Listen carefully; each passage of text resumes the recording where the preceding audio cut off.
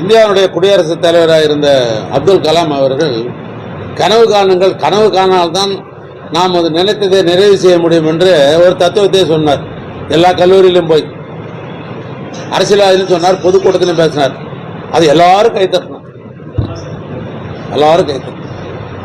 அதனால நாங்கள் காணுற கனவு, எங்கள் முதலமைச்சர் காணுற கனவு இது நிச்சயிக்கப்பட்ட கனவு, வெற்றி பெறுகிற கனவு. இந்த கனவு எடப்பாடியார் காணுகிற கனவு என்பது இது பொய் கனவு.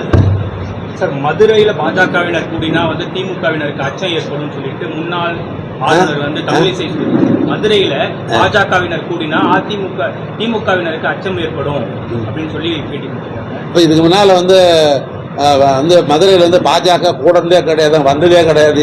இது வரைக்கும் வராதியா இருந்தாங்களா தமிழ்நாட்டில்? அவங்க பாஜக போயிருந்தான் இருக்கிறாங்க. அங்கே என்னுடைய கூட்டணி கட்சியினுடைய நாடாளுமன்ற உறுப்பினர் இந்திய மார்க்சிஸ்ட் கம்யூனிஸ்டை சேர்ந்த வெங்கடேசன் தோழர் அங்கே இருக்கிறாரு. தேர்தலில் சந்தித்தோம். இல்லை தமிழ்நாட்டில் பிஜேபி தேர்தலில் நிற்காத இருந்தாங்களா? இல்லை அங்கே வந்தாங்க, பாஜக வந்தால் தமிழ் ஒன்று வச்சுங்க.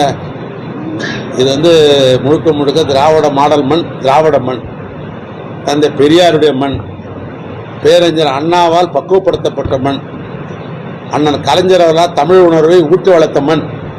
அந்த 3 பேருடைய மொத்த ஒருவன் தான் தமிழ்நாட்டுடைய முதலமைச்சர். இதை மாதிரிலாம் சொல்கிறதுக்கெல்லாம் தமிழ்நாட்டு முதலமைச்சர் அசைஞ்சு கொடுக்க மாட்டார்.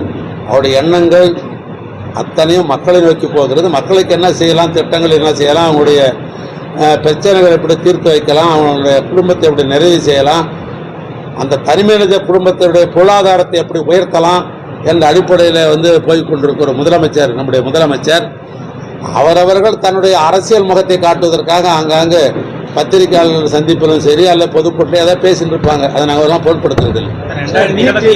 2026 ஆண்டு சட்டப்பேரவை தேர்தலுக்காக திமுக பொதுக்குழு கூட்டியிருக்கோம். இப்போ என்ன மாதிரியான நடவடிக்கை ஏற்படுவோம்? தேமுதிக கூட்டணிக்கு வர வாய்ப்பு இருக்கு. ஏற்கனவே முதலமைச்சர் அவர்கள் பொதுக்குழுல என்ன பேசினாரோ அவைகளெல்லாம் பத்திரிகை விட்டது. ஒன்றும் பெரிய